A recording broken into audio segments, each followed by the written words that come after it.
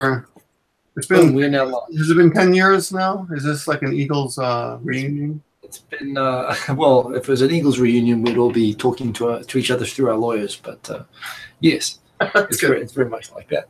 Yes, and I have to apologize, everyone, because today's delay was not just because of our typical technical problems, but also because I had a I want to say motorcycle accident because that's usually what I have. No, unfortunately, I had a tricycle accident today. Fell off your bicycle, and it's not like you used your bicycle in a fight with a bunch of gangsters. You just fell off by yourself, didn't you? I was okay. So I was at a matsuri. I was at a festival. Like you used your bicycle in a fight. By the way, Victor. Oh, Victor. Yeah. The speakers are on. I just realized, and I thought they were off. There we go. Okay. They're on very low. Okay. Good times, good times. Yeah. So and I fell hard, and I screwed up my hand pretty badly. Mm. But I didn't break anything. So I mean, to be fair, I mean, I'm lucky to say, so my hand. Man of steel. These fingers on the right hand here. It's a mangled mess. Can't even tell, but they bent all the way back like this. Including they're all short and mangled and horrible, like the president. And it was so bad that when I fell on the ground, of course I fell on the ground. My bicycle fell on the ground. My bag fell off. My cell phone fell out. My charger fell out. James O'Hara is worried. Was your camera okay? What? Was your camera okay? He's most worried about how your camera was. I didn't have a camera. I just had my cell phone. But oh, James, how you doing, James? We should talk about children because James likes to fucking give me hell about children. Excuse me, give me hell about children as if I had a choice. We'll talk about that in a minute. But it was funny. I was lying on my back, and this woman came over and said, "Are your fingers okay?" Because I saw your fingers; they went all the way back. And I said, "Yeah, they really did, didn't they?" Because as I was hitting the ground, I could feel my fingers go all the way back, and I thought all my fingers are broken. I honestly thought, oh man, all my fingers are broken. But I got up and I was like, well, I can do this with my hand. So they're not broken. But now it's starting to hurt. So. You didn't get the tunnel of light and see relatives and stuff. No, nothing like that. I got the disappointing. In Japan you get the tunnel of embarrassment because there was this big tunnel of embarrassment. The last thing you see before you die. This tunnel holding my cell phone. Another guy holding my my charger. And these women old women standing over me as I was lying on the floor. And if anything, I was just like, oh, I'm so embarrassed to be gathering all this attention from all these people. And nothing. Victor, have you ever been embarrassed to gather attention? Yes. Well, I've been embarrassed to gather attention when I'm not purposely gathering attention. Well, I get that. Yeah. Okay. Well, any publicity is good publicity, even if it's two old ladies seeing you bend your hand backwards. Okay. Vlogging in public. How about you? No, I'm not. I'm awkward. You're awkward. Yeah. I'm self-conscious. I try. I do it, but I'm like, I'm a tourist. I'm a tourist. I'm a tourist. I'm a tourist. I have to say it to myself. Try to pretend. I was watching some vlogger on YouTube the other day talking about how to be a good vlogger. And he was talking about how you've got to get past that. But I'm way past that. But I'm not past being completely embarrassed. Of myself. So yeah. So shall we get to the agenda? There's a few things tonight that have caused the Eagles reunion here, lawyers permitting. Yes. What is that? Next week, 7 p.m. Tokyo Sports Cafe, Roppongi intersection, 3,000 yen, Nomi Hordai, place to ourselves. Yes. Yeah. So show up a little bit early. We'll try to get a few people on the desk so the line moves a bit faster this year. But the place is ours. There's screens everywhere. They're going to be hooked up using My-Chan TV. Playing everybody who comes is going to get their channel added onto the bundle, so you can all see your own videos getting played up there. So you're actually able to program the My-Chan TV to play anything? No, you don't have to program anything. You just have to, if you subscribe to the channels, So I'll subscribe to everybody who's coming to the party, and if I just subscribe to them, my Chan TV just shows me my subscriptions, and I can say put all these in a group, so I can make a group of people. Okay. And then it just automatically grabs the videos and plays all the latest videos. So if everybody who's coming to the party gives me the link, so I subscribe to it with the channel that I made for subscribing So to you don't people go to the party. Video link. All you need is the channel name. Yeah, all I need is the channel. If I get the channel forever, I've just got a bundle where I can make a group of all the channels that people come to the party. No, I know how it works. Forever, it's always going to be brand new, full of all the latest videos of people coming to the party. So everyone coming should tell me their link, and they should also make a video this week, preferably a short one, and that way you'll get featured on the big screen at the party. So I should probably make a video too, since I haven't made a video in a long time. Yeah, you should. There's just a short one as well. This is the other thing. I'm self-conscious myself. If my video is like a 1 hour, 1.5 hour video, that's all that's going to play for the whole party. I can walk over and click and make it the next one. But yeah, if people put up quick videos, that'll be really cool. Everyone will get to show their latest stuff off on the thing. Right. Sounds good. Alex Berlin, we won't go back over the medical issues. It was accident and emergency. Victor was he fought a whole gang of gangsters today and was run over by a tank. And he was just telling us about the flesh wounds that he suffered in the process. And The Rock gave me a wedgie too. So it was an ice hockey match with no protection on. Is Radri coming? I see some notes about Radri. Are you coming? I will never forgive you if you don't come. By the way, Radri again. I like Radri. Last time I saw him, we spoke for a short time at the Hanami. Or it was either Radri or some guy who looked like Radri and acted like Radri. Does anyone look like Radri? I don't think. He's a one of a kind, I think. Radri, by the way, have you seen? He's been doing an awesome, a bit like what we do or used to do with this show. He's actually been getting all sorts of really cool guests on, a bit like what the three old dudes continue to do. Really? But he's been doing that. He actually got Tokyo Kuni on and did an awesome show interview with him. I knew that was coming up, but then I went on vacation. I never saw that. That was good. It was good. Check that out. Okay. So, but yeah, he's got a bunch of people on, and he's doing awesome stuff. So everybody, by the way, he's someone that everyone watching should subscribe to because he's actually doing very good things at the moment. And I find Radri he's quite good. He's got a kind of awkward, talkative manner that I find is actually very good for videos. Why come to Japan? Yeah. Okay. Here we go. Yeah. To everybody, basically. It's an easy thing to talk about. I mean, it's kind of what we're planning to talk about tonight. But the first and most important thing is, remember, come to Tokyo. We have people coming from who do we know is coming? I mean, I tell you, we've confirmed today Ryman Gaijin. He's going to be talking. That's great. He's going to be rapping. He's actually going to come and perform a little bit. He's going to join. Yeah, I saw that. And I saw you said great. So I'm assuming he's performing. Yeah. He said, why not? And I'm like, yeah, dude. Good we're getting him in. So one of our first parties, I think it might have actually been the first, Ryman Gaijin and Hikakin both performed. Was it Hikakin? Yeah. Yeah, I mean, way back, right? I remember Hikakin when Hikakin came to the parties, and he was like the number 2 beatboxer in Japan. He was like really quiet guy. And he's very short. And Mamisu also. Do you remember Mamisu? I remember Mamisu. Very cool. We've had quite a few. We've had Kat McDowell perform. We've had Sayuli perform. We actually did a whole like concert thing. Yeah. One year was just concert. A Lifehouse. That's great. Can you talk for a minute? I need to blow my nose. I'm going to mute and then blow my nose, and then I'll be back. Okay. Oh, you got a cold. Okay. Well, hey guys. So yeah, I apologize for tonight. I was supposed to get on a little bit earlier and make sure everything was working. We have not done this in a while, but I honestly injured myself, and I've got another friend named Simon who's emailing me, and I was like, "What? How are you? What? Who was this? I mean, there are different Simons, but well." And so the Victor messages me just before, so I'm waiting. I think we're going to log in half an hour early, so I'm waiting for 30 minutes. And then Victor comes on 2 minutes before, and I'm like, dude, where you been? And he's like, call me. So I call him he's like, not on the phone. I thought you were going to call me on something else, like line or, yeah. And so then we're talking online, and then you call me on Skype while we're talking online, and then my phone freaks out and crashes. Technical issues. Not that we have technical issues on the show. We don't. We just have psychological problems. I think we might. Well, we can't have too many technical issues next week because we'll actually be there.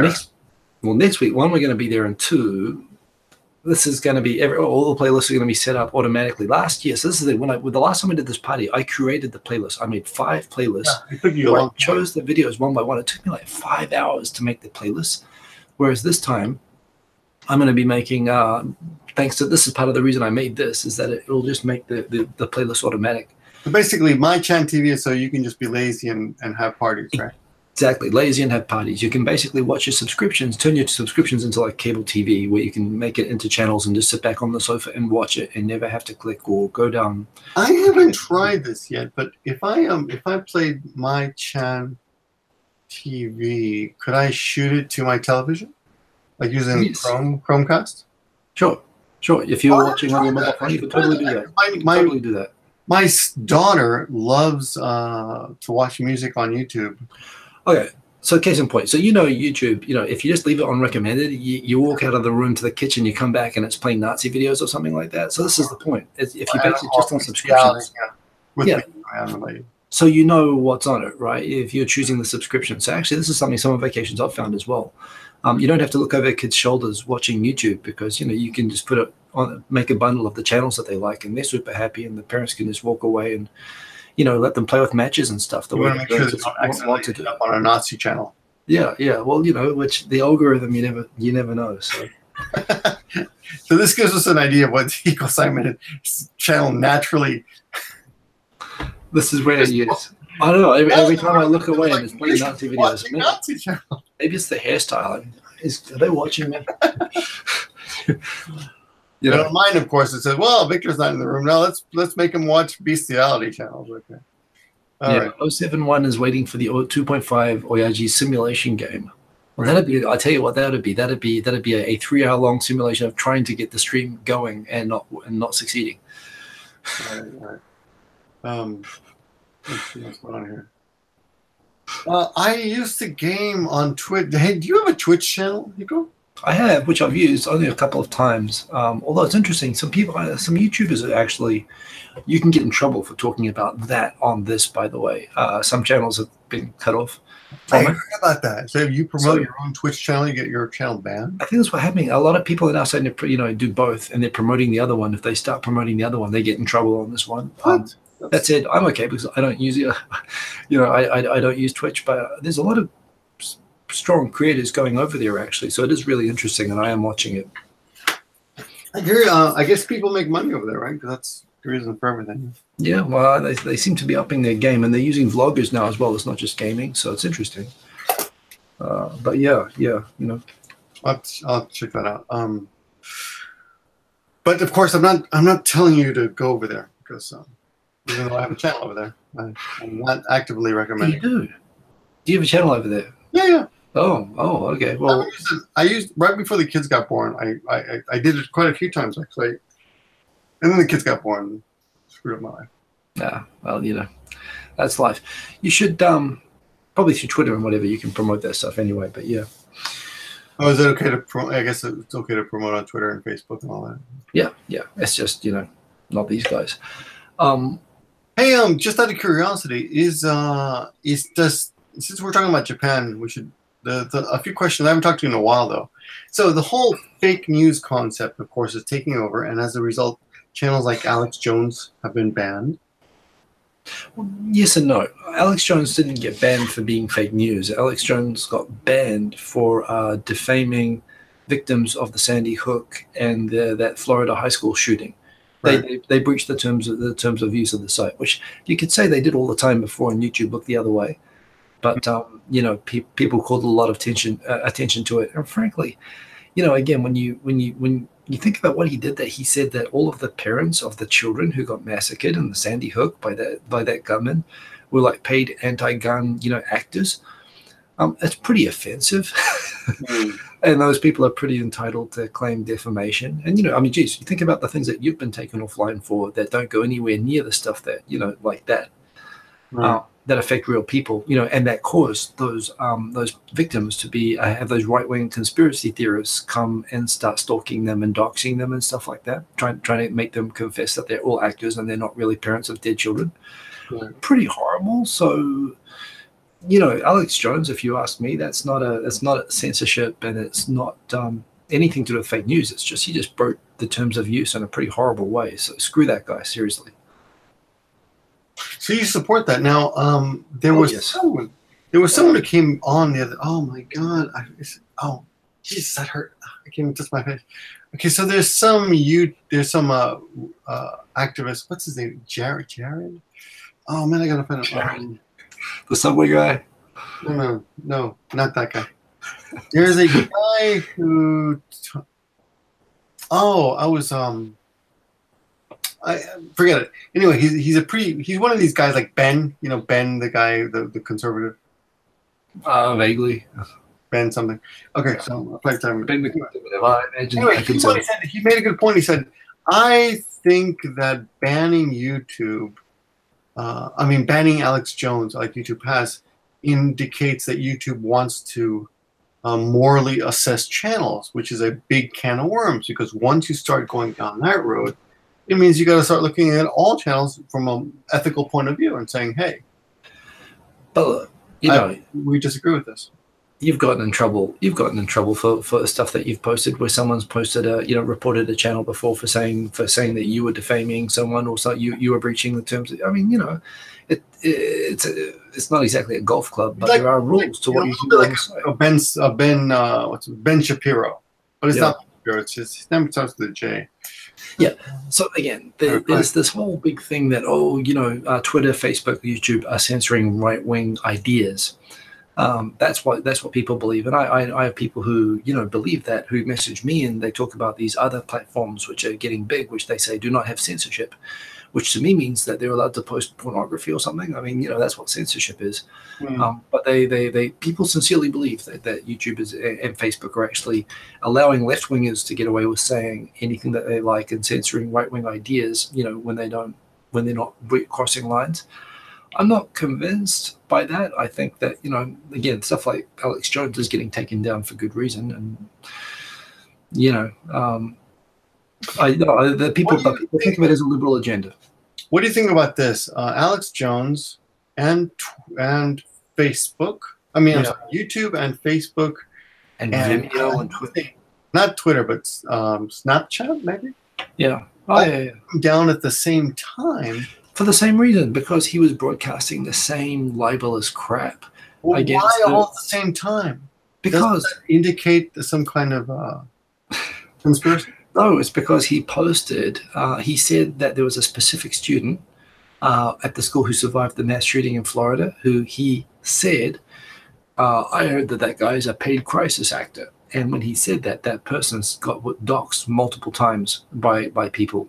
And he filed a complaint against that episode, which was a recent episode, which he promoted on Snapchat, Facebook, Twitter, all of that. And only Twitter didn't take down his account for it. He was basically, and the kid is taking legal action against him over it. And then a few days later, Twitter gave him a 1-week timeout. Yeah, for something else, for again, threatening violence. So there was a specific video that did it. It wasn't just a general... There was a specific, it was to do with that, with defamation against the mass shooting victims, particularly in that case with the Florida school shooting. All right, okay. I'm trying to find this other guy who had a good point, but I can't find him. His name starts with a J, but I can't find it anymore. I mean, the world's kind of gone crazy lately as well. I mean, honestly, people don't want to hear, even if there is a good reason for stuff, they just want to believe that it's happening because they're being suppressed and oppressed. And and again, everyone, the echo chambers now that people have, ironically, on the sites that they're complaining about, allow them to believe, Jordan Peterson. Okay. Have you heard of him? That's not Ben, but I haven't. I don't really care. He's a smart guy. Jordan Peterson, smart guy. Yeah. But all these guys, they just get together. I mean, liberals do the same thing. All persuasions do this, but more and more now, they're not even going to hear that person's a crisis actor or that this is a defamation case. That won't even come up in the discussion. This will just be, no, what this is really about is, the liberal political agenda of, Californian IT companies is to suppress right-wing ideology. And this is the start of the great censorship purge. As part of their overall agenda to change the minds of Americans. And that's all that they want to hear. They don't want to hear that the guy was actually a scumbag who defamed a kid and the parents of dead children. I mean, Yeah. That's fine. If they want to believe that, fine. But Well, that was my argument too. I said, I mean, I didn't have a specific, I didn't know there's a specific video involved, but I did say it's defamation. And it's inciting violence against these people, because these people, they're like the Sandy Hook parents, they were having problem. They had to move multiple times because people were actually issuing death threats against them. Right. Basically, he handed out the name and in some cases personal information, and these people got doxxed as a direct consequence of it. On top of being already victims of these things, and saying that they weren't. And like not unlike the 911 truthers who say that witnesses lied, right? And those witnesses' lives have been made hell. So yeah. And true, there are people, right-wing commentators, Lauren Southern, which is a wonderful name, Steve Molyneux, I'm not sure how you pronounce his name correctly. I've seen some of his videos, and he seems like a smart, thoughtful guy, and I don't think any of these people are being censored for their ideology, but they love to move off the site and say, I'm moving off the site because I feel like I'm being censored here. But I don't think YouTube isn't any different to how it's ever been. It's just people have gotten a little bit more organized and are good at, portraying conspiracy and suspicion. All right. But the topic you wanted to talk about tonight was not this, right? What was it? Japan something? Well, I wanted to ask you if this idea of fake news, if you've seen it. I have not. So let me back up a little bit. The reason I'm asking you is this, because Japan is, from what I've seen, is always weeks behind the popular curve when it comes to mentioning things that we've already, been listening and talking about on the internet. Mm-hmm. And one of those things, of course, is fake news. But I have not seen the expression fake news on the Japanese main media yet. I've seen it come up. I mean, to the extent that Trump talks about it so much, I've seen NHK describing it as a thing that Americans are obsessing over. I mean, well, with Fukushima, you would think they would. I was about to say. That's what I was about to say. We've all dealt with real fake news, endlessly. And that wasn't right-wing fake news. That was mostly left-wing and anti-nuclear fake news. And it was actually a perfect example of what fake news is. Fake news is basically when people already have a preset agenda and create content, basically mostly pulling it out of their asses and linking it to one or two vague facts and portraying it as news that, advances, hundreds of babies die in Fukushima, cancer rates go up 10,000 times. And whenever you try to discuss with these people, they're like, no, this is news. The truth is being suppressed. NHK is a government controlled, whatever. And we were sitting here dealing with these crazies who, are obsessed with inventing news and narratives and portraying it as factual news. And, and in a way that was really damaging, for people here. People have taken that problem, which I guess is propaganda. I mean, we used to just call it propaganda back in the day, because it was also presumed that only governments would manipulate news. You're right. We used to be able to trust the news. It's ironic. It used to be the media would accuse government of propaganda, but now it's government accuses media of fake news. It's like they've flipped the tables. In a way, it's a sign that the press is working, that government hates the media so much that they try to flip the tables, and try to attack them back and say fake news. Couldn't you argue that anything that the news comments on or reports that you're not interested in and is just detracting from things that you think are important are also deserve the label of fake news? No, how would it mean that? Well, let's say I think the Fukushima thing deserves more time. Yeah. But instead of that, they're talking about, what's her name? Meghan Markle and Harry step out for a pint at London Club. I mean, so that's just curation. That's topics. Fake news is actually incorrect news. I mean, The Onion is the famous. I'm sorry. Is the famous fake news, right? I just want to say that that's why sometimes the media gets labeled as fake news, even though they're not actually reporting anything that's. Well, there's always been entertainment news. Not reporting things that you think should be reported on. I don't think it's so much agenda. I mean, there's always been, entertainment news, and it's disappointing that Matagaijinka outlets like CNN have become more interested in reporting celebrity news than real news. I mean, the definition of real news has changed, so that's true. But I don't think I don't think like the Kardashians are necessarily fake news. That's just shitty news. I don't give a crap about it news. But fake news is the problem with that argument is that you're not accounting for the fact that those stories get clicks. And well, sure who does that? Well, But again, what's the harm done that people click on a Kardashian story? Who gives a crap? There is harm in that. Don't you think news people become stupid? Has a responsibility to give the people what they need, and then the Kardashian news is not necessary. I mean, maybe they need Kardashians. I'm gonna defend the right of. I could set up a website. I would not call it My Chan TV because that's an awesome name. It would never have something like this. I call it Big Ass TV, and I'd have nothing but Kardashian news. And for people for whom Big Ass news, make quite a big money. Big Ass. That's a good app, I think. Big Ass would be. Yeah, it would be the most trusted site for valid, strong, factual news on big-ass related subjects, mostly Kardashian news, and I would vet the content of it stringently to make sure that all the gossip in it was as factual as it could possibly be. That wouldn't necessarily be fake news. So, yeah, I don't know. I mean, fake news is news being basically that isn't factual news. It's commentary, or it's news with facts twisted or omitted in order to push an agenda, right?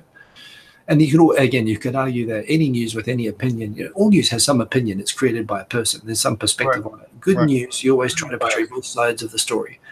And I think what's happened in America, obviously, is that news has gotten lazy lately because it's expensive to send journalists to Saudi Arabia and have them go around talk about, interview people for a week to make a 2-minute news story like people used to do. Now it's easy to get a bunch of idiots with extreme opinions in a studio to just argue one side and fight with each other. Well, they're not necessarily. Well, yeah, I wanted to say they're not necessarily idiots, but often they are. They are. Yeah. I mean, again, having smart people talk reasonably isn't interesting. That's why people watch us. They like people with extreme uninformed views. Just makes for better entertainment. It's like midget tossing. I mean, it's. Yes, it's something about Japan and New Zealand. I have not seen any accusations of fake news towards Japanese media. Have you?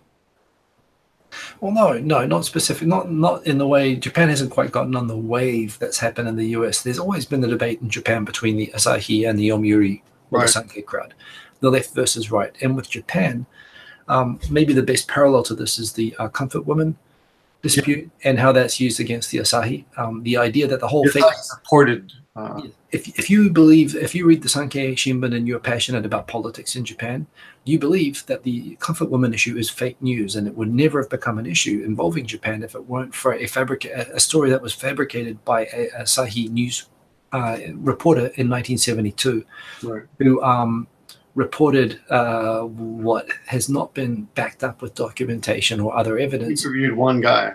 An account based that the Japanese army went round and abducted women on Jeju Island to become comfort women, and that became the whole narrative for 30 million women.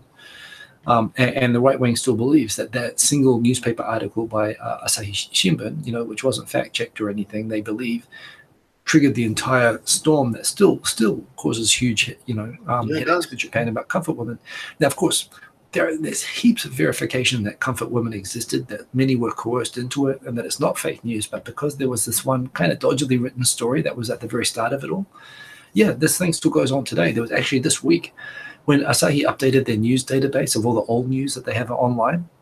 Apparently, the English story they put up a few years ago, admitting that the original comfort woman story was fabricated and that they were retracting it. I saw that. They accidentally deleted that story, and the entire right wing freaked out. And said, "Oh, look at those Asahi guys! They tried to sneakily take it out of the record." Accidentally delete that story. You sound like one of those fake news believers now. Well, that's what all the fake news believers were saying, and Asahi actually came back today and they said, "Oh, that was just a technical miss. It's back up now. Don't worry, guys." It's a background.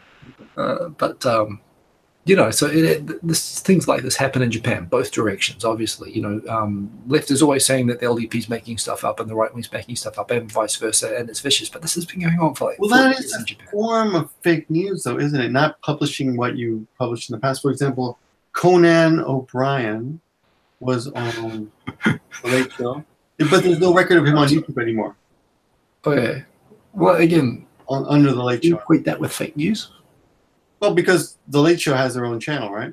By the way, I'm sorry, the Tonight Show. Drag GT03 is he's putting dollar bills in your pants like crazy, man. Look at that, right? Yoshi. Oh yeah, look at that. Yeah, I think you need to give some public thrust or something as acknowledgement. But, did you know much about the Conan O'Brien and Jay Leno controversy? I know that they're both mildly interesting, but not interesting enough to really watch regularly talk show hosts from American television. Okay, so Jay Leno had the show, The Tonight Show, for a long time. And then he retired, and they put Conan O'Brien in charge. And after 6 months, they shit-canned him, and they brought back Jay Leno. And it was a big controversy, and everyone thought Jay Leno was, he's just a puppet of the man. He's a corporate comedian. Anyway, but what was interesting was that I was looking for the first comedian on the new Tonight Show with Conan O'Brien was Bill Burr. Oh yeah. And I was watching an interview by Bill Burr where he's talking about how they fucked that up, how they made a big mistake and they couldn't get to the mic in time, and they said drag it out, but so he tried dragging it out, but the musicians apparently didn't get the same message, so they made the intro music really short. So he ended up rushing to the mic because the music had stopped already. Anyway, I cannot find any record of that on the YouTube Tonight Show channel because apparently, I mean, I must be wrong. I can't believe they would erase that, but they took down all the videos, I think, connected to Conan O'Brien because it was embarrassing for them. Hmm. So isn't that a way? I mean, isn't that a kind of fake news? You're creating a narrative. Yes. You're not lying, but you're just omitting things, right? So the whole thing, how did fake news come up as fake news? And you could say Onion said itself it was fake news and so on, but the reason everyone says fake news is because Trump says fake news. He's the guy who was using it as a weapon against media people who were basically trying to corner him by saying, didn't you go to England and say to everybody, screw this prime minister and, we're going to support Scottish independence or something. And the next day they say, hey, when you said that yesterday, were you serious? And he says, I didn't say that yesterday. That's fake news. Well, I've got a tape. Come get it off me. And of course, he's lying. Of course, he was doing it to actually accuse people who are asking him difficult questions of lying and manipulating a story when usually they weren't. But he would use it as a dodging tactic by basically turning it around and not answering the question and accusing the journalist of being a liar. That's what fake news is. It's just it's a tactic used by governments and politicians. That's called whataboutism. Yeah, well, except it's much more aggressive than that. That's just a way of deflecting and dodging. He actually turns it around and says, hey, how is it acceptable that you punched a baby in the face yesterday? When he punched a baby in the face on camera, I didn't punch a baby on the face. You're a liar. You're doing fake news. That's how he responds. That's fake news. It's powerful people, trying to actually attack and censor media. That's what it really is. And the problem is that he said it so many times that it's caused people to look and say, hey, maybe there really is fake news. And maybe the media really is manipulating the story. Maybe he really didn't punch a baby. Well, the problem most of the time he did. Yeah. No, the problem is that if the mainstream media makes one tiny mistake, people focus on that and they decide to define the whole that whole outlet by that mistake. Yeah, sure. Well, so you could say maybe credit to the guy for turning it around, but he turns it around by basically, instead of acknowledging a fact and answering a difficult question honestly, as has generally been the practice until now, and holding politics accountable to the press, instead he lies and he turns around and attacks them and accuses them of fabrication, which is kind of an old Soviet thing, right? If you had the old the Western fabrications and lies against our against me kind of a thing. It's something that extremely powerful people say to people that they think aren't important. And it shows the contempt that, frankly, U.S. politics has developed for democratic accountability and the role of the press. And frankly, and what I will concede on that is I think that the press has abdicated its role. The press used to take its job seriously about checking its facts, being middle of the road and so on. And I think the internet and the 24-hour age means that they don't have the time or the money to really be objective middle of the road news thing anymore. And there have been some really disappointing mistakes. For example, the Time magazine putting that picture of Trump and that little girl, and then claiming that she is one of the little girls who's being caged and separated from her parents when that girl had nothing to do with it at all. Yeah. And by the way, good point from Matagaijinka that Trudeau does. I mean, honestly, it's a definition of a politician that they don't answer questions honestly. Yeah. But that's not fake news. That's just the wording. The point is, that's always been the game, right? It's always been the cat and mouse between the press trying to hold politicians accountable and politicians trying to escape accountability or dictate the narrative. What's new, and the reason that people say fake news now, is that Trump's found a clever tactic, which is to actually not try to stay honest while deflecting or trying to, trying to find some clever way around. He just punches, and he actually tells people at his rallies to attack the journalists and calls them enemies of the people, and that they spread propaganda that makes people think bad things about me because of things that I said and did, which is kind of a new level. That's why it's a thing.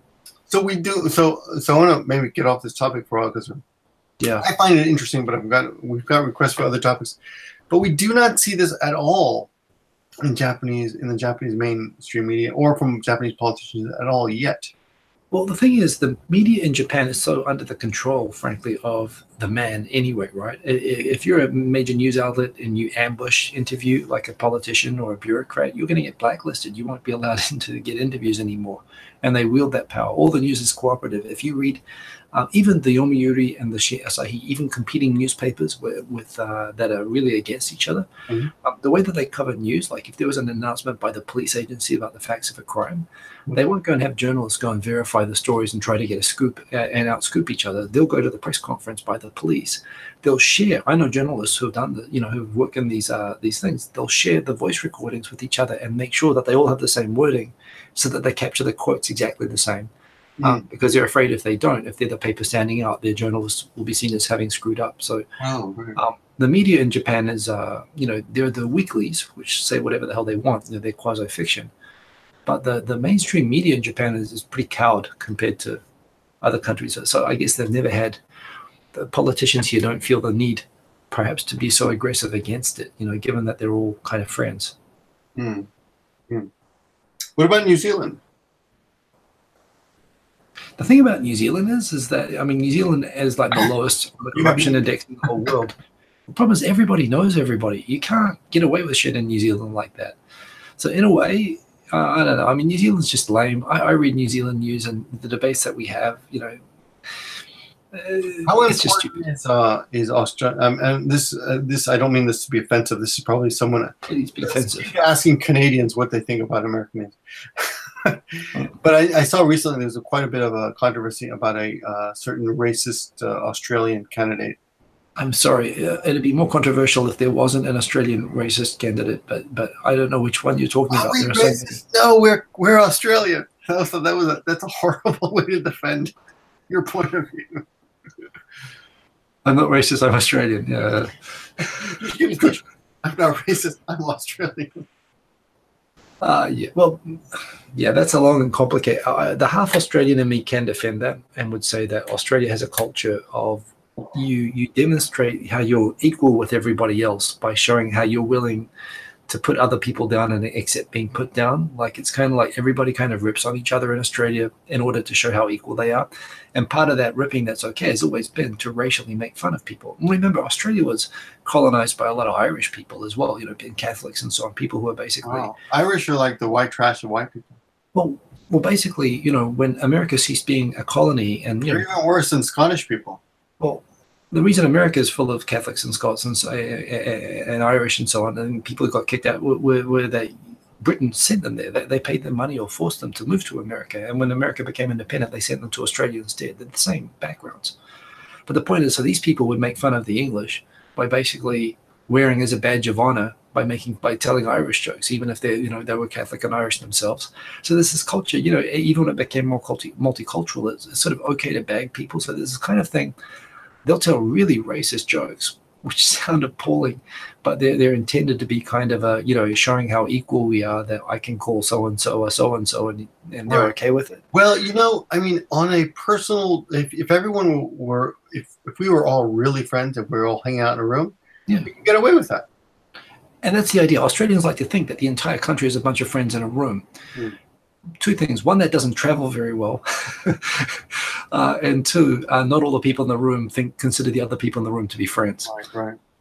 So, you know, like I say, and it's a culture that they've got great confidence because, you know, they're an extremely wealthy and successful and lucky country. And they don't give a shit. Sorry? Which country is that? Australia. They're wealthy? Hell yes. I mean, no one in Australia has to work. I mean, Australia is richer than Saudi Arabia. Like in terms of mineral wealth, I mean, no one in Australia has to do any work. Australia's got so much gold, so much oil, so much uranium. I mean, people in Australia only work because they feel like it's the right thing to do. No one there has to work. They only work because they feel guilty. All they have to do is dig holes in the ground, and that country is fine for 50,000 years. Except they have no water. Well, they've got water too. I mean, they don't have that many people given the size of the country. They can manage everything. You know, so they're fortunate like that. So, you know, they think, why give a crap? In New Zealand, you know, we don't have any resources. We all know each other. Everything's expensive. The weather's terrible. Of course, we're insecure. Comment section who says that all the Australian stereotypes being parroted as fact, he would disagree with. Who says that? Logicos, who's actually a very logical person. Although I'm Australian, I hear the stereotypes being parroted as fact. Oh, yes, and you know, fair enough. And I'd wager that any Australians in the chat would agree with me. That's a stereotype. Yes, exactly. But just trying to illustrate the cultural differences. Because only intelligent Australians watch this show. That's what he said. Well, who knows? Have you met Logicos, by the way? I haven't. No, he's moving to Japan soon. I hope I can say that. He's been in Japan quite a few times. He's actually a very intelligent person, and he's come out with very sane arguments about our behavior as J-vloggers in the past, criticizing people like the great Rachel and June, and who's the Canadian blonde who does not like me? I forgot her name. Canadian blonde who doesn't like you? Well, there's so many. Honestly, I can name like four. Actually, better name. The one in Fukuoka. Michaela. Yes. Oh. When she did her charity thing, even blonde Canadians, honestly, I could actually come out. No, anyway. What? There's only one. So she came out with a charity. She was going to, you know, collect money for some. Victor, before you say any more, are we going to go there? No, no. I'm just pointing out. The only thing I pointed out is that Logicos made some really good arguments about, hey, you know, economically, that's probably not a smart thing to do. On her channel, I think so. Yeah. But he made a lot of. What I'm saying is the guy makes a lot of sense. That's all. Yeah, it's a good quality. So keep your eye on him because hopefully he'll start watching once he gets here because he's been watching us for many years. Same with Logicos. Okay. Came in with his father. I think with his father. I want to say with his father or brother. He came down to Nagoya quite a few years ago. We had a few drinks and yeah, he's you know you sometimes fear meeting your subscribers because they just could be crazy. By the way, Mata Gaijinka does point out that she's a blonde Canadian as well, and dislikes me as well. Okay, and she's awesome. So there you go. I'm not saying all blonde Canadians dislike me. I'm just saying this one who lives in. I don't think that's an unreasonable statement, but you know, it's up to you. Anyway, okay, so that was one question. Oh, we got King. Irish is the white people. Yay! I was completely joking, of course. I would never. I don't believe in it. This is why you can live in Australia. I think I'm going to move to Australia, though. I didn't know they were so rich, and you don't have to work. That's great. Technically, you don't. People, I mean, they do work, but they know that they don't have to. You're not in the USA. Okay, just kidding. But yeah, okay. Where were we talking about? So. I'm sorry. I was sure there was something else I wanted to talk about. Oh yes. So actually, if you don't mind, Hiko. Yeah. This is something we've. I'm sure I do, but go ahead anyway. I think that would really.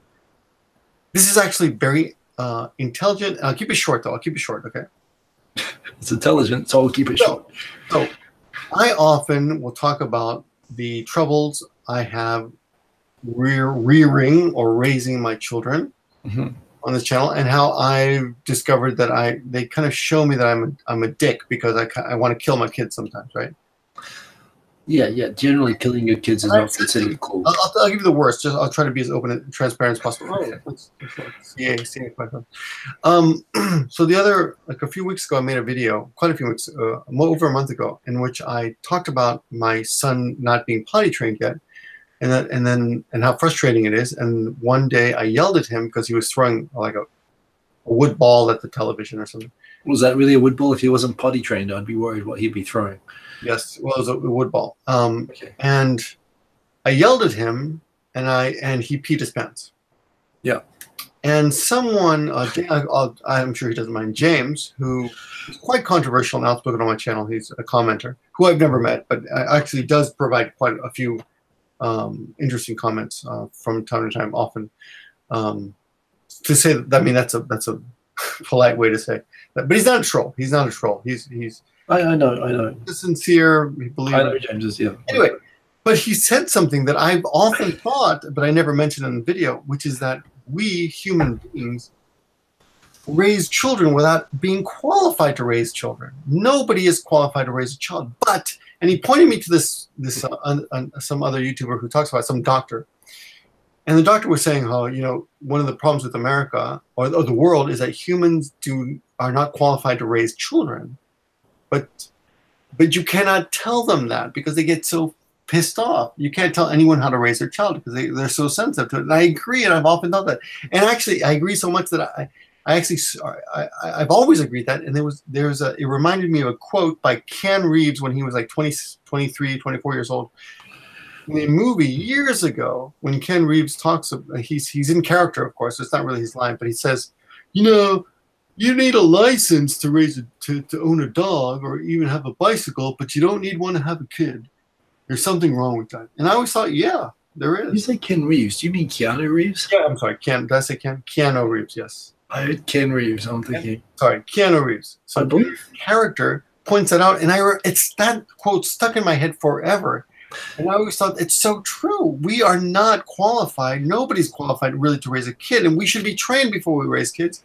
Yet, if you were to tell anybody, I don't think what your son is doing is correct. You shouldn't be doing that. People just go fucking crazy. Don't you tell me how to raise my son, kind of crap. It's insane. Yeah. I've never talked to you about this, but what do you think? Yeah. So actually, you should watch the movie Parenthood by Steve Martin, which actually features Ken Reeves. I think it might actually be from that movie. I'm not sure. It might be from that movie. Well, except his part in that movie, one, he's super young. That was like one of his first movies, and two, he's helping deal with the son's masturbation problem. So maybe different. He wasn't that intelligent, but yes, that was quite good. No, he plays a kid in the movie. He plays like a teenager. He plays like a 17-year-old. I remember the quote. It might be the same movie. It might be that movie. That's an excellent movie. I thought of that movie when you said that, so maybe that was it. Well, yeah. I mean, what? Okay, first of all, I have to be honest. I'm still stuck on the fact that you shouted at your kid and he peed his pants, and just I'm still overcoming the shock of that when you were talking about James. I don't say with any pride. I was embarrassed that this happened, and it made me think, geez, I really got to take it easy. Yelling at my kid scared him to the point that he peed. Well, I'm still trying to figure out what way to take that. Father, I mean, I really do try, but I obviously fuck up if that happens.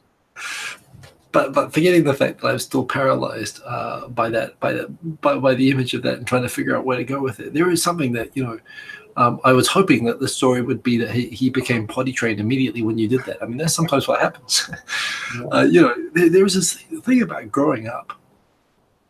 Where on the one hand, you're right, no one's qualified, and there are terrible parents who raise people that end up as mass murderers as a result, and there are average parents who raise average people, which I think is the majority, and there are excellent parents who, I mean, who knows? And there are people who are like amazing people who are raised by really shitty parents, and there are really shitty kids who are raised by excellent parents that do everything. In my neighborhood, we had.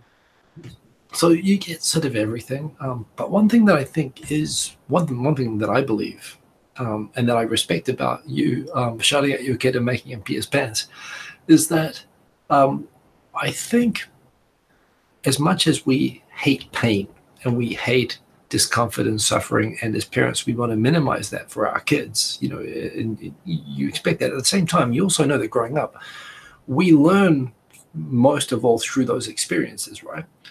I mean, there's always that line between the dad who told me off really sternly once and it turned my life around, and the dad who beat me every day and turned me into a mass killer. You know, it's kind of like the line between that is tough. But to the extent that you are aware enough, that I think sometimes what I'm saying is that sometimes kids need to be slightly traumatized in order to grow.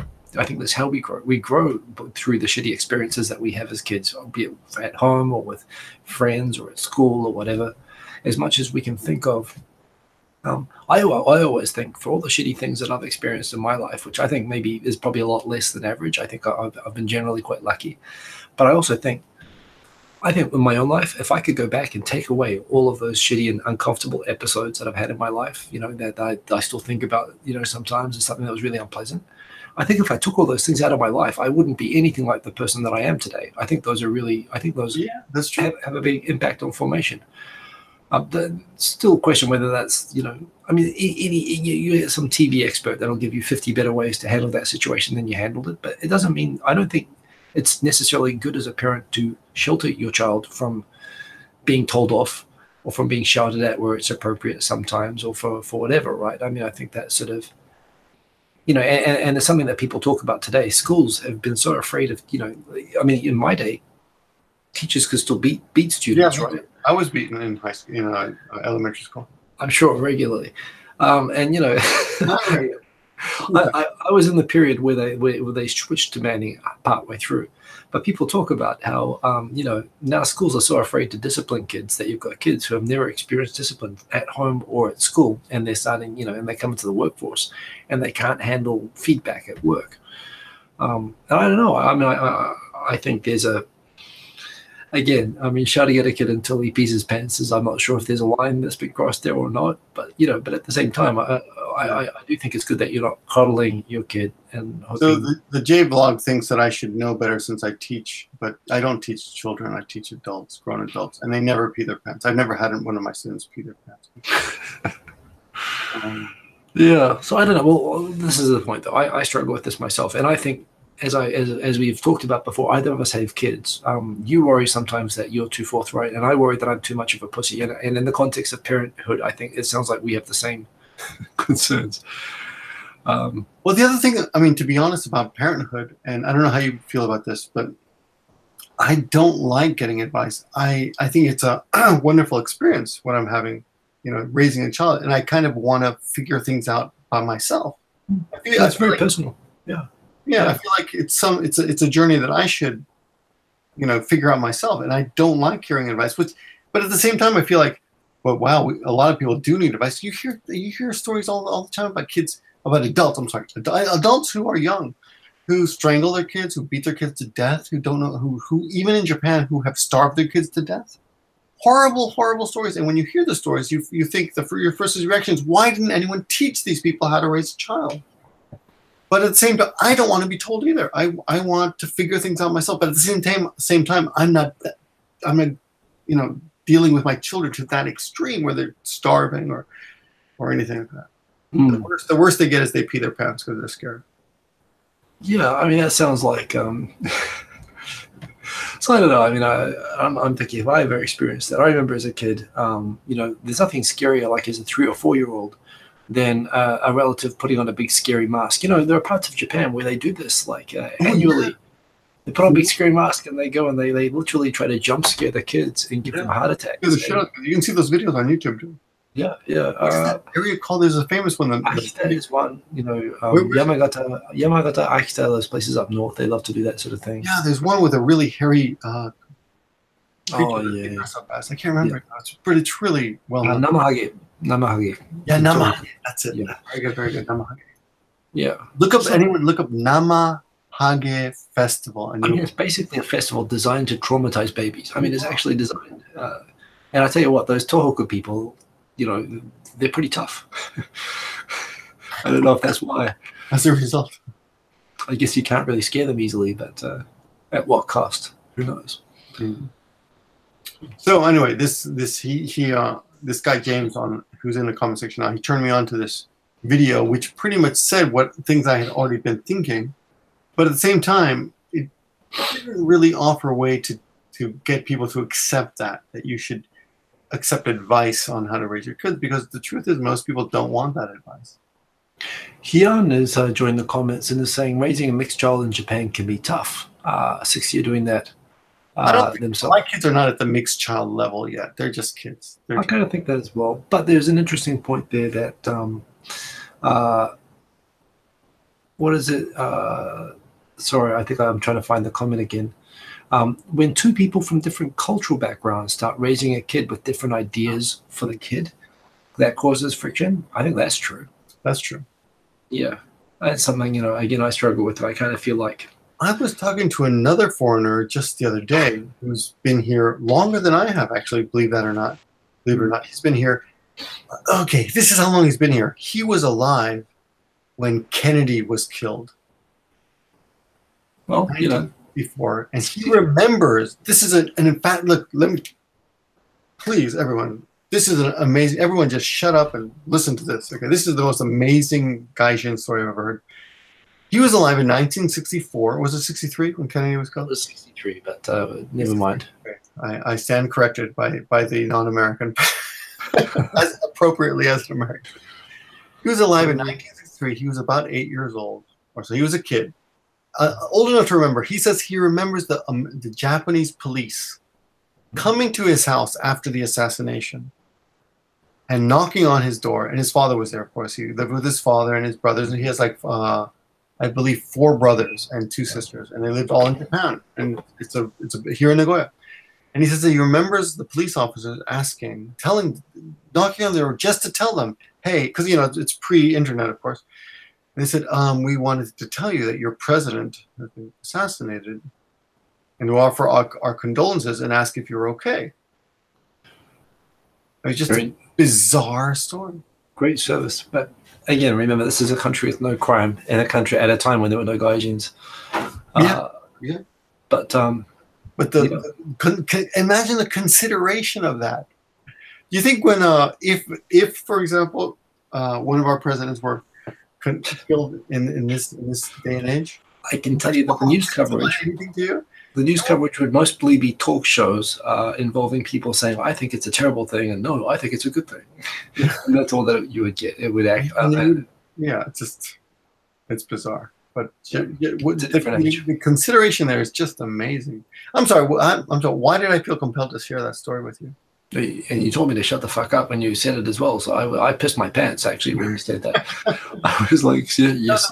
There was something. Oh, raising a mixed child in Japan. Oh, yeah. So that same person is married to a Japanese now. And he told me he feels like his wife nitpicks the child too much.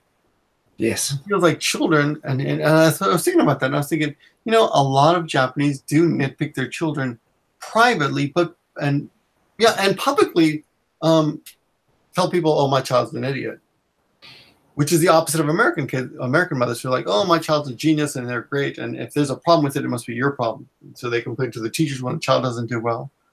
But so the other complicating factor of this is when you see, 50% of marriages failing, often with kids and so on in New Zealand and America, as the world seems to be going.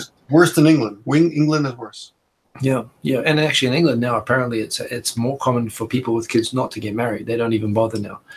I think it's kind of funny. So we're, at the same time as, yes, I feel that as well. And I feel that, Japanese are all being so detail-oriented and so demanding and so on. At the same time, it's kind of part of the dynamic worldwide of dads and mums, right? Dads are kind of easygoing, don't give a shit. Please just keep the matches 5 feet away from the gasoline. Right. And mums are kind of like, why didn't you clean up your room 5 minutes ago and start screaming? I think one of my favorite TV shows before I had kids was Malcolm in the Middle. It wasn't a big... I never watched that show, but I feel bad because... It wasn't popular, but I think it's one of the most brilliant things I've ever seen. It's kind of funny. A lot of I flash back to the dynamics on that show all the time. I feel like I'm going through it too, and I recognize it from my own growing up. So I don't know. Sometimes I look at it and I think this is this Japan, New Zealand culture, or is this just, mums and dads and kids.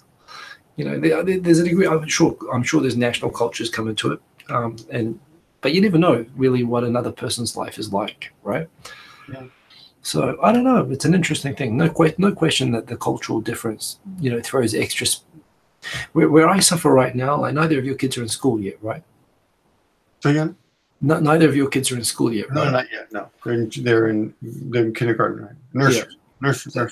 So having a kid in school, that really changes things. Preschool, you know, it's pretty much you're in a house with a mum and a dad. You eat food, change nappies, all that sort of thing. That's fairly universal, and you can contribute fairly equally to that. But once you get into the school system here, you're dealing with a really super I mean, I guess you're more familiar with Japanese schools, but I'm not familiar with how Japanese schools work or what the demands are, or, you know, I don't understand anything. And how demanding the PTA and stuff here is and stuff like that, and keeping up with that. I deal with mothers. I teach a lot of mothers, a lot of beautiful, sexy mothers. So I feel like I'm dealing with alien politics, pretty much. I don't understand. You know, nothing makes sense. Trolls, but go ahead. And honestly, and my way of dealing with it is mostly just avoiding, and my wife takes it over, and that becomes a source of stress. And then my son has to do so much homework. He has to do like 2 or 3 hours homework a night, and he's like 8 years old. And this is not a private school. This is a regular school he goes to. That's crazy. I didn't do homework in New Zealand until I was like 15 years old. We didn't even get any homework ever. We would like eat dirt and fall out of trees. So, I am struggling now that we're at a school stage. I'm feeling the national culture gap, and you know. And it's going to get worse. Well, yes, it is, and I'm doing my best to keep up. By the way, 071, you get it. There are various conspiracy theories that Breaking Bad is a continuation of Malcolm in the Middle. There are theories linking it. I don't believe them, although I do love Bryan Cranston as the actor, and I think it's brilliant. That's the reason I want to watch that show, because of Bryan Cranston. Yes, and I'm loving Better Call Saul, which is awesome. I don't know if you're watching that, but that's awesome. Oh yeah, of course, I love that show. Yeah. I was actually wondering today whether it was better than Breaking Bad. I was like, no, not yet, but it might get that way. You know, it could get better. It's got a good trajectory. You know, Breaking Bad was so full on, and the first few seasons were sort of like amazing, whereas Better Call Saul is more meandering, but it's compelling. I really like it. It really is. Yeah. They were doing that. We're going to talk about that too much. Yeah. So yeah, what else? What was today's show called again? This is Japan. This is Japan. Now that we have more of a crowd here, I'm going to repeat once again 2 things. First thing is, we are both setting up, or I've set up with the Tokyo Sports Cafe, but Victor is coming to Tokyo next Saturday for we call it annual, but frankly, we kind of were both out of the country at this time last year, so we didn't do it last year. But it's annual except for last year. It was just this year. But the YouTube gathering, the summer gathering, and in a way, what's better, the hanami is awesome because the hanami is the hanami, but the thing about the hanami is you never know when it's going to happen. Usually the weather is awful. You know, it is a big pain. It's nice, but it's a big pain. The thing about the summer gathering is that we hire the Tokyo Sports Cafe, a huge sports bar, right beside the Roppongi intersection. We get the whole place to ourselves for 2 hours, nomi hode, screens with our videos playing, which are all courtesy of the app that I made. It's an awesome party, and it's right in the middle of Roppongi, so you can stay there all night after you know, it goes from 7 till 9, where it's just ours, and then they open it up. But we can just stay there and take that place over, or you can go into Roppongi, which, you know, happened a few years ago. It's an awesome party. Every year we'll go. Hiko, 2 years ago was the last time I was there, and right after the party, I went to this weird sex club. You didn't go that night, did you? I didn't go that night. I heard about it, but I didn't go to. I did not go to this. It wasn't participate. It's more like a viewing occasion, but yeah. I heard the stories. I heard that I missed something special, but bizarre. I went home and lay down and went back to my boring white bread life. Yes. Well. You remain pure. I'm tainted forever. Yes. So just to be clear, there will not be will be part of the party. Just I mean, we cannot promise you a sex party, but there will be some kind of. It'll be interesting. I mean, there'll be interesting conversations with people who make videos for the internet, although not pornographic ones, or possibly, but they won't tell you.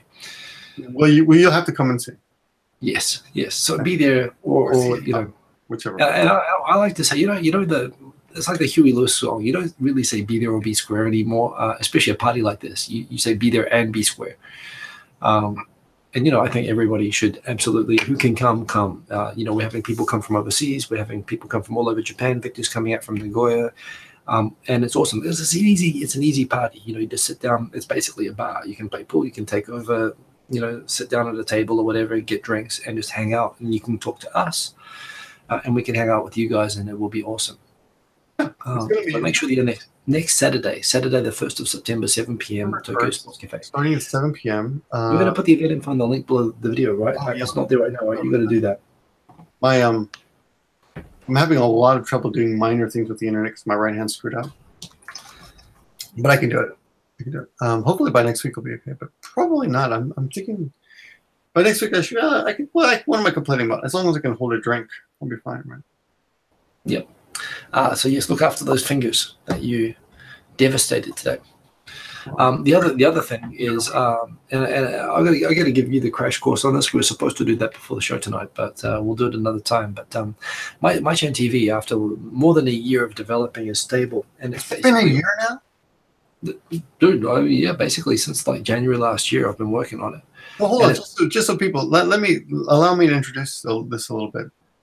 Hikosaemon, my friend, has been working on mychan.tv, which is a YouTube site, a better way to use YouTube. Because if you're like me, you're probably really frustrated with the way your subs do or do not show up in your subscription feed. Yeah, subs are the ugly step cousin. Customize it, right? Yeah. Is that a fair description? Yeah, basically, as creators, we like to support other creators, and we like people to support us. And the way that we ask people to do that, we say, please subscribe, and we think about our subscriptions. And, you know, back in the day, YouTube was all about our subscriptions box, right? That's how we kept up with everybody. But the subscriptions feature on YouTube hasn't changed since like 2006. And it's completely unmanageable. You know, people have too many channels. They can't organize them. There's too many videos. And YouTube all the time now is more based on the algorithm and recommended videos, based on, you know, profiling you and advertising and trying to basically it competes and it tries to direct you. Even if you go to click on your subscriptions, it's always trying to take you away to those Nazi videos that it thinks you want to watch because of your short hair. So instead of that, basically, it means a lot of people, you go to these parties that used to be with these gatherings. Everybody knew everybody because everybody watched their subscriptions of each other, and that's how they knew each other's videos. Now you show up at gatherings and people don't really watch each other's subscriptions so much. Like subscriptions has really sort of become de-emphasized, and part of the reason is it's just such a hassle to be able to keep up with them the way that YouTube works now. It's true. So what mychan TV does is I wanted to automate and make it really easy to watch subscriptions, actually make it easier to watch YouTube subscriptions than it is just to watch regular YouTube. And the way that I did it is I made a site which captures your subscriptions, and it lets you do two things that YouTube doesn't let you do. One, it lets you create groups so that you can have your like American comedy, your Japan favorite YouTubers, your sort of want to catch up with these people sort of groups, and you just one click in it just auto plays the latest videos of just those channels that you created. So you like create these kind of TV channels, and it will play. You can play it at full screen, and it basically turns your computer, your mobile phone, your TV into like a cable TV box made out of YouTube channels from your subscriptions that you made. And you can vacuum and walk around the house or whatever, listening to and catching up with your subscriptions with only having to click once, not having to click a million times and fight against the algorithm the whole time. So that's what I made it for. And it's basically from that perspective, it's good for creators because it helps it helps people watch our videos. It's also good for people who want to support creators because it helps you keep up with that content. You can create a bundle and catch up with somebody and not always have to navigate through and find their videos. And you don't have to adhere to the new YouTube algorithm. Yeah, you don't have those distracting videos on the side. You know, watch this ferret drive a boat that you always have. That, let's be honest, we click on and we even enjoy. But the result is that we don't keep up with the subscriptions that we come here wanting to watch. So all I did was I spent a long time, and it originally started just with this idea of having a really easy way to automate watching subscriptions and to make it really easy to keep up with subs. That was the original idea. But when I made it, I found all these other cool things you can do with the API, and there's a bunch of features on it. Like I can create bundles, like groups of channels that I recommend, and I can share them, and I can say, oh, you can share them too? Yeah, you can share them with anybody. You can control the player. Share something to me that I wasn't with channels that I would subscribe to that would work. Sorry? You could actually, like, you could make a whole, for example, let's say I did a whole channel on self-help videos. Mm. And I thought this is a really good group of people of good, good videos to introduce someone into, I don't know, this is just an example, self-help. And you're not subscribed to those videos, but I could share those to you anyway. Yeah, so you'd have to subscribe to them first to use them through my channel. But if you were subscribed to them, and they'd be buried somewhere in your 1,000 channels, right? But they say that these were all self-help channels. What you can do, thanks to the other features I built in, is you could, if you subscribe to them and you go to my channel, you can type in self-help. And if they describe themselves in their channel descriptions as self-help or whatever, you think of a good keyword, it'll filter all the other stuff out and will only show your subscriptions that are self-help. And you can create a bundle and call it self-help and attach all of those channels to that bundle. And once you've got that bundle, that group, just click play anytime, and anytime that you click on it, it'll play the latest videos from that group. And then share that whole group to another person? Yes, yes. You can post that link. And anyone not subscribed to those, they would see those, even if they're not subscribed. Really, that's cool. What it does, it creates an automatically generated playlist, but it's not a YouTube playlist. It's a playlist that we create on our site. That's constantly updated. So the point is, it automates playlist creation. You know how painful it is to create playlists on YouTube? You have to add them one by one, and you have to select every time.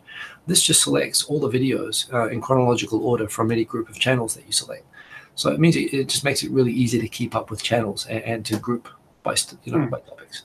So there's a lot of things that it does. If I explain all of the things that it does, you sort of lose sight of what the site's about. The site's just about keeping up with subscriptions, like in a really, really easy way, which makes it good for makes it good for creators and good for people who want to watch. But there's a bunch of like really cool stuff in it that I'd like to show you separately, so that you can actually appreciate that it's a really cool thing, and it's something that I want to get people using it, because if I get lots of people using it, then I can think about what to do with it next. Because right now, I just want to get the word out about it.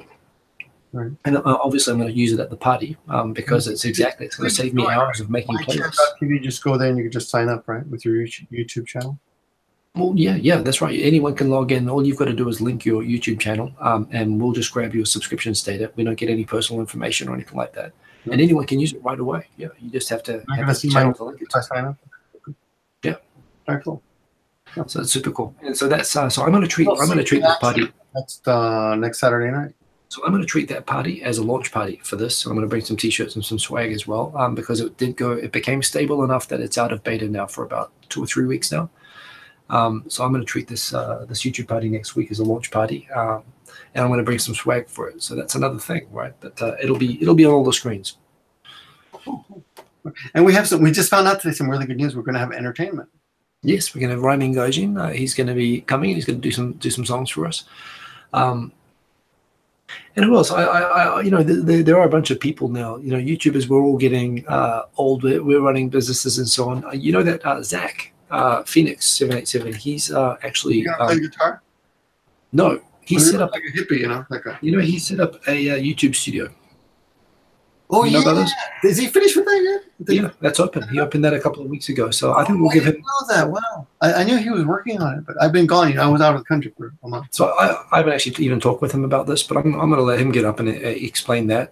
Tia from Top Tier Photography. That's great. She does photography for YouTubers. Sorry? Is she involved with that, or she got her own project? I don't think she's involved directly with that project, but they work around the same workspace. Right. But there are people doing really cool things, and of course I'm going to give a chance for those people to come up and just tell everybody what they're doing. But the main point is it's just a great place and a good opportunity for us, for people, you to meet me, for me to meet you, for people to come and meet Victor, and for me. And I actually, when I say you, I'm talking to the people watching, but I mean you as well, because we don't only meet in person once or twice a year. I'm actually thinking of going down Monday night or really early Saturday. But I'm not sure if there's any. I'm not sure what to do on. It's been a while since I've been away on my own. When I went back to America, I was with my kids all 24 hours a day. So that's what happens when you have kids. As much as we'd like to leave them in a dumpster and go and play poker for 12 hours, unfortunately, that's illegal. Yeah. So that's right. I mean, hell, I went to Thailand with my son. My wife had to work, so meant to be party central, but no, I was 24 hours looking after my son. It was just a different place. How old is your son now? He's 8. He's 8. Yeah, well, he's not pooping his pants still. definitely lower maintenance. That gets a lot better, probably very soon as well. 5 or 6 years old, and the kids can start to tidy up after themselves. But you still are not allowed to leave them in a dumpster and go to a casino for 12 hours, unfortunately. An 8-year-old girl was walking her dog in America just last week, and she was the police were called on the parents. Yeah. They shouldn't have allowed an 8-year-old girl outside to walk around the neighborhood. Barry Bonds. Is Barry Bonds really in Mogadishu, Somalia? That's I'm impressed they can watch us. Barry Bonds, what? The baseball? Barry Bonds. There's someone just commented Barry Bonds. Shout outs from Mogadishu, Somalia. Somalia doesn't have internet. Parents getting called police for an 8-year-old while walking a dog. I mean, again, the times that we live in. But this is where I think the dog was black, so. Just kidding. There's a question here along with the donation. Why you get crazy donations? Seriously, you really should do the exotic dancing thing. I think this works. I am going to college in Japan to get my degree, and I'd like to know what jobs would be good for exchange students aside from jobs at convenience stores. Dude, I'm so sorry. This guy emailed me, and I didn't have time to answer. Well, answer now. It looks like Donald Trump. Looks very important. Well, the thing about that is this the same guy who emailed me like a couple days ago? If you are an exchange student, you are allowed to work, I believe, up to 20 hours a week. Yeah. Any part-time job, as long as your teacher signs off on it. And 20 hours is quite a bit. You can make quite a bit of money. But the thing is, you've got to find someone who's willing to hire you. If you can speak basic Japanese, you can get jobs at izakayas. Or what I see a lot of now are convenience stores. A lot of my convenience stores in Nagoya are now run by tons of foreigners, especially people from Indonesia or the East. By the way, I think there's definitely the better person to answer this, but I would also say if you're a native English speaker and from a native English speaking country, the English teaching thing on the side or formally or whatever is a pretty steady and safe source of income. And much more lucrative. Now, yes. for some reason, this guy was not a non-native for some reason.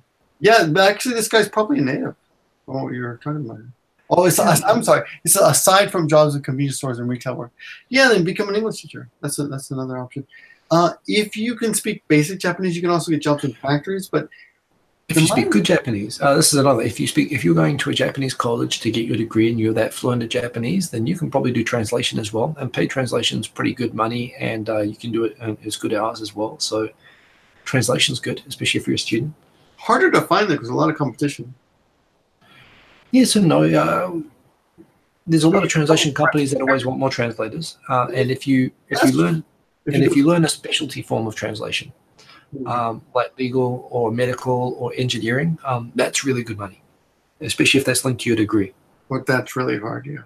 But yeah, if that's linked to your degree, then it's right up your alley. So we don't really have a lot of information about this person, but I would assume if you're coming to Japan, your Japanese is not great yet. So yes, I would assume you're not ready to do engineering translation. Right. But I would think I would also think that you want to improve your Japanese, and if the best way to do that, I would say, is get a job in a factory or an izakaya where you're dealing with other Japanese. Construction worker. I mean, I don't know. Yes.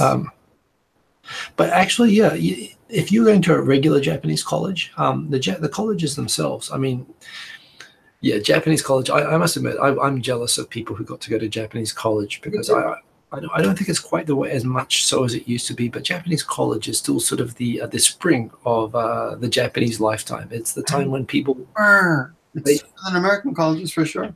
They don't show up to classes. They graduate. You basically cannot fail at Japanese universities, at least back in the good old days. And all of these people do is have fun part-time jobs, go to drinking parties and so on, and they all graduate. Everybody graduates. Again. It's better than it's become more disciplined than it used to be.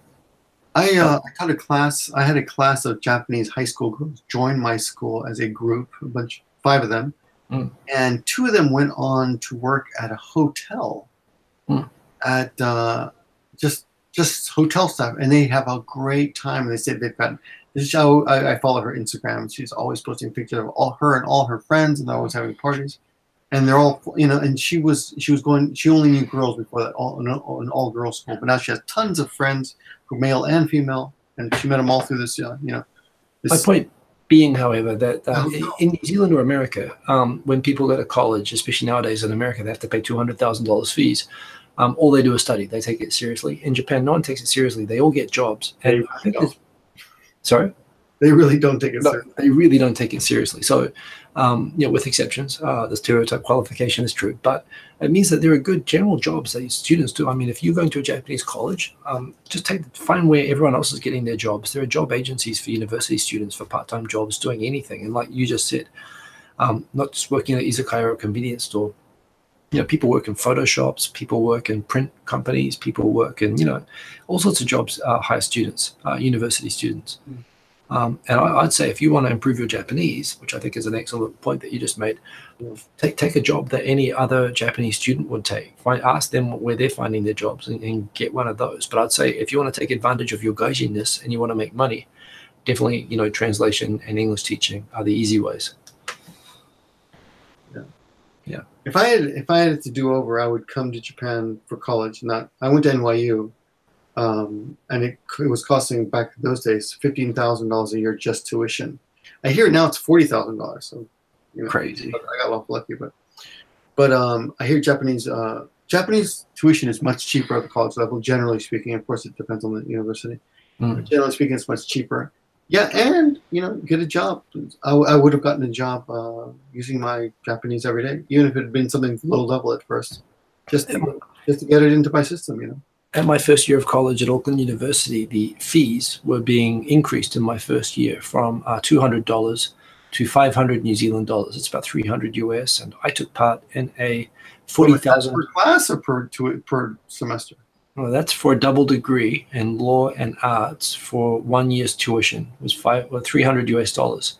What? And I took part in a 40,000 person protest against those fees as being excessive. That's nothing. We actually shut down a government office. Books.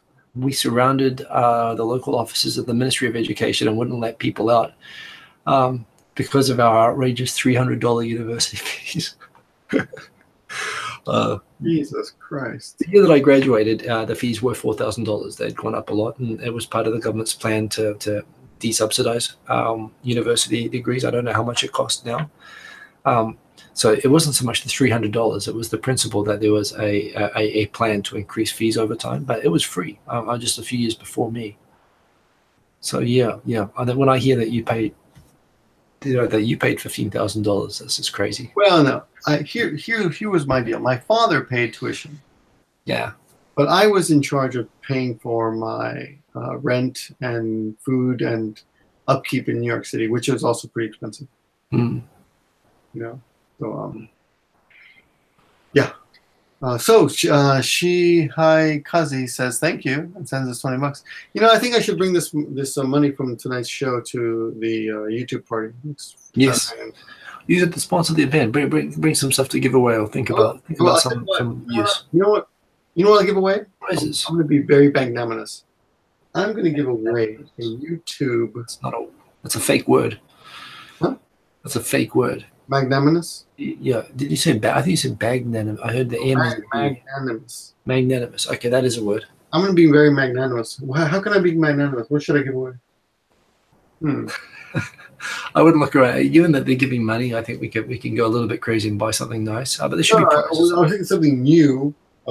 Something in my room, but something new. Shizentaizu is asking, when is the YouTube party? The YouTube party is Saturday, September the 1st at 7 p.m. at Tokyo Sports Cafe in Roppongi. There is a Facebook event page with an RSVP that Victor is going to put in the video information, but we are also tweeting it and Facebooking it regularly, so please check. And it'd be awesome to see you guys there. And there will be giveaways, including shirts and swag, as well as whatever awesome things Victor is going to do with his pole dancing money. I got some YouTube stuff, some swag here that I never opened from YouTube when I was a YouTube ambassador. I should bring some swag. I got some stuff, some bags, maybe some notebooks and stuff. Yeah, I'll give that away for sure. Yeah. I'll look for stuff. Yeah. I reckon that's a good idea, but also use your pole dancing money. Yes. Yeah. Taisa, if you're going to be in Japan, you have to be there. You have to come and hang out with us and say hello. So it'll be good to see you. And I hate to. This is going to sound strange, but this is going to be the smallest version of this party since year one, I think. It could be, but you know, But you know what? It's always been too big. It's always been so I can only spend 5 minutes per person. So this year, I hope we'll have time for actually have a real conversation. So because we don't make money off this, it's fine. You know, I'm really looking forward to sitting down with a lot of you and just. Well, and to be clear, the money is purely for the Nomi Hole for the bar. That's all it is. We don't get any of that money. Nothing passes through us. I'm trying to get Hiko to say, cut us in on that, but he's like, no, it shouldn't be a money-making thing. In fact, you know, yeah, I mean, all I do is pay for stuff. It just costs me. I don't make anything off it. But look, it's a great event. It's a great event to meet up. Over $200 just to get there. So yeah, well, there you go. There you go. But I'm happy to come. I'm happy to come. I'm happy to see everybody. It's a time away. My own. I get to be on my own for the weekend. So. On your browser, on your mobile, works best on computer, but still works just as good on mobile. YChan.tv. Just type it in, YChan.tv, and just hook it up with your channel here. If you have subscriptions, play around with it. But you'll see it is the best way to watch YouTube. Wi-Fi there? Sorry? Do they have Wi-Fi? Will you be able to broadcast live? I think so. But probably it'd be best to do it with cellular, which I guess would be, you know, we should do some. And the other thing is that you always intend to live stream the whole thing, but the fact is that you're actually very busy the whole time that you're there, and you realize at the end of it, oh, geez, I meant to live stream this. So I think doing a live stream for a minute makes some sense, but I don't think you should expect to be able to live stream the whole thing. Well, yeah, we should be able to live stream a bit. You know, there are a few sponsors that I work with that might be interested in supplying some goodies too. We talk to them. Get them in there, yeah. Well, and everybody, spread the word about the party. Share it with your Twitter fans. I mean, this is the chance just to meet us, but to meet everybody that you want to see. And it's going to be a great party. Yeah, I'm really looking forward to it. Let's see. I'm going to put the link right here. I got the Facebook link. You there? Yeah. Okay. So you have such good sound. I can hear. All right. Okay, cool. I was reading the comments intently for a second, and I probably looked like the screen froze. But okay, so come to the party, check out my Chan TV, and tell me what you think. You can leave feedback on the site as well, but I think it's pretty awesome myself. I made it because I want to use it. That's why I made it, and it took a long time, and I'm really happy with it. So please check that out, and it'd be awesome to see you guys at the party. Yeah. And very good to see you, Victor, at the party as well. Yeah, we should actually try to spend some time together this time, because every time we get together, we end up talking. We never actually talk to each other. Never have a conversation. Literally, like last time I saw you. Victor's basically. He spent the. And basically, when Victor comes to Tokyo, I'm just another groupie trying to talk to him, pretty much, and I lose because I'm not looking as the other groupies. So yes, I'd appreciate if you could give me 5 minutes this time. More than 5 minutes. Yeah. Let's have a proper drink. Make sure you can you're allowed to drink. Oh yeah, no, I'll make the necessary arrangements. I've got to book my what's that called? Capsule hotel. I always stay in a capsule. I'm thinking about taking a bus up this time, just for the experience, because I don't think I've ever taken a bus to Tokyo. Not to be a cheap ass, because I don't, just because I hear it's a shitty experience. I've heard that too. And how long would that take? That'd be like 6 or 7 hours, right? Yeah, well, it's the night bus, so you leave at night and you'll arrive in the morning at 6 a.m. So you got to sleep on a bus. I mean, that's a bit like being economy class on it. I hear it's really shit, but Ronan and David apparently travel this way all the time. So. Well, I'm sure he does, and as he's running Dave though, he seeks hardship in his life. I seek comfort and ease. I would be straight on the bullet train, but I'll leave that up to you. I'll check him out. We'll see. Yeah. Anyway, hey, it was good to talk to you, and good to see everyone here in the live chat tonight. It's been a while. Oyajis lives. Hey, we did not have we haven't had one of these in months. It's been too long. Yeah, we should try to get one of these once a month out of it, man. At least once a month with guests. I really did like having the guest dynamic. And guests are great, but I had fun with that guest. Well, even just us, that's cool. I wish we could do like the odd couple thing with the split screen. If we could do this in split screen, it's kind of funny. I can see you the whole time, and you can see me the whole time, but they can only see who's talking, and you do miss out on a bit with it that way. But yes, we should totally. Is there a way to do that? I'm sure there is. We should look at that. But I'm definitely doing this once a month. All right. Yeah. Okay. Well, we should get going, but Yeah, I gotta get some sleep because my body's been battered because of a stupid bicycle accident tonight. Yeah, massive fight. Yeah.